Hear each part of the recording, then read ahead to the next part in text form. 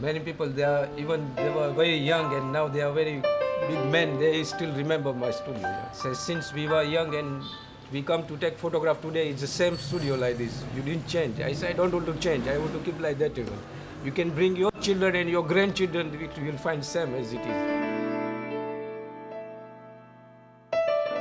Almost every Zanzibari has sat for pictures in this room, unchanged since the days when Farrokh posed here.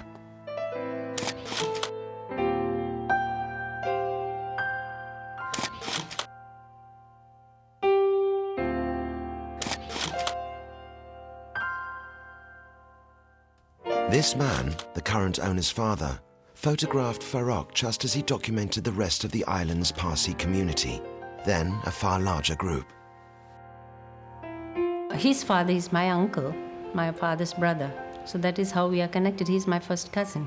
When he was very young, a small child, very young, that is about 3 to 4 years old, when his mother used to go to work, she used to leave him with my mother, because my mother was a housewife, because both his parents were working.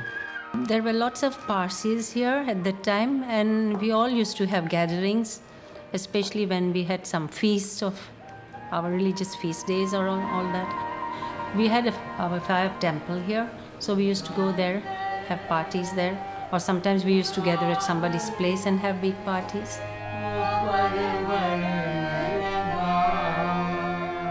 It was here in Zanzibar's fire temple, at the age of 7, that Freddie was confirmed into the faith with a Naviot ceremony, the poignant Parsi initiation ritual undertaken by the followers of the ancient prophet Zarathustra.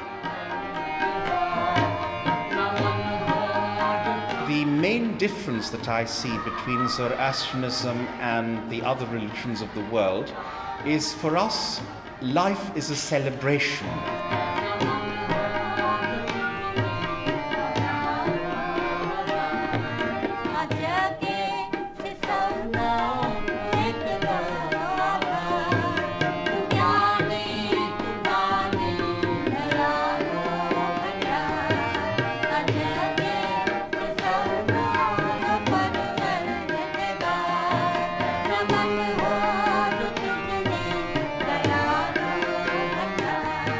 He was sort of interested in the Western music.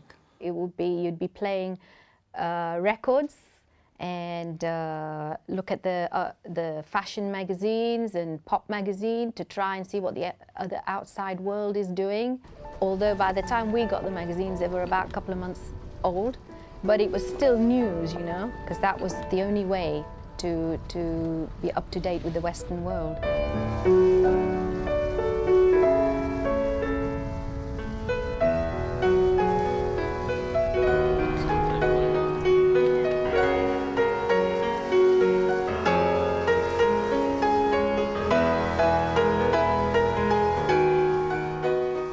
Farrokh's yearning to see foreign lands was granted at the age of 8.5, when his parents decided that his education would be better served by a spell in an Indian boarding school.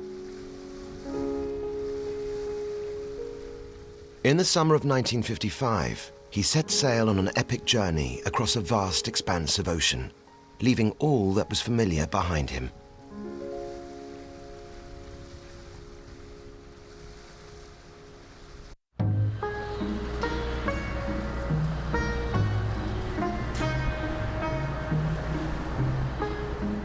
After an 8-week journey, Farrokh arrives in Bombay, the northwestern Indian port that his Parsi ancestors helped build.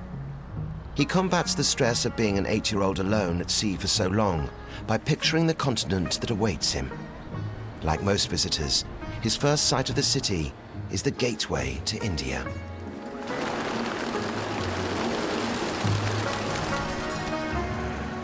A city of 16 million inhabitants, Bombay is pure culture shock for little Farrokh. Hailing from a town of 60,000, he is dazed and confused by the noise and bustle. With a sense of joyous anticipation commingling with his fear of the unknown, he sets off on the train journey southeast.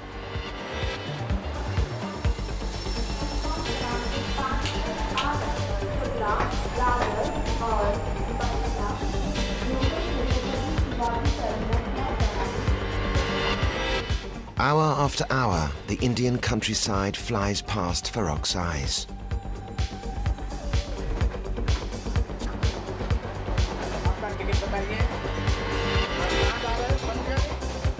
But his sense of wonder is tempered by homesickness, worries about his sister's emotional well-being, anxiety about what awaits him, and a general sadness that he must pay for a superior education with this enormous separation from family and home.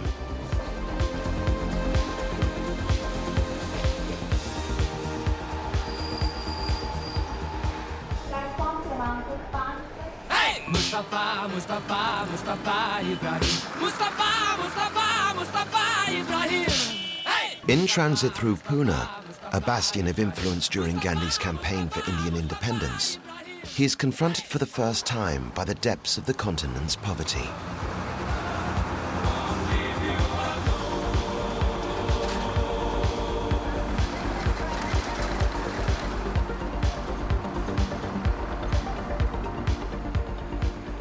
The bus takes him on to Panchgani, the Mecca of the Maharashtra province, 1,334 meters above sea level.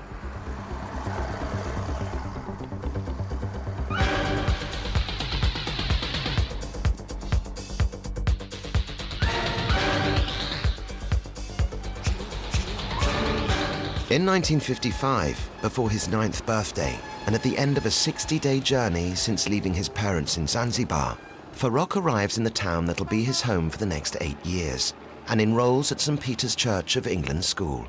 My name is Roy Robinson, and I am currently the officiating principal at St. Peter's School, Panchgani. The school was founded in the year 1902. It is a residential public school which presents boys for the Indian Certificate of Secondary Education examination. Farrukh Balsara came to St. Peter's as a boarder from Zanzibar in the year 1955. The exact date on which he came was the 14th of February. He was good in sports, music, and art, and he soon came to be known as Freddie.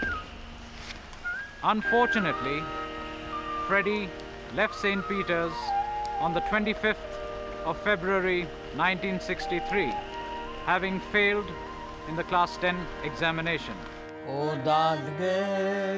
A thorough route through the original school journals reveals that Freddie acted in a variety of plays, more often than not playing women's parts. At school festivities, he began singing in public, wowing the assembly with standards like O Sole Mio and The Champ of the Gypsies. He was an accomplished boxer, a good singer, an outstanding pianist, an unbeatable table tennis player, and a thoroughly mediocre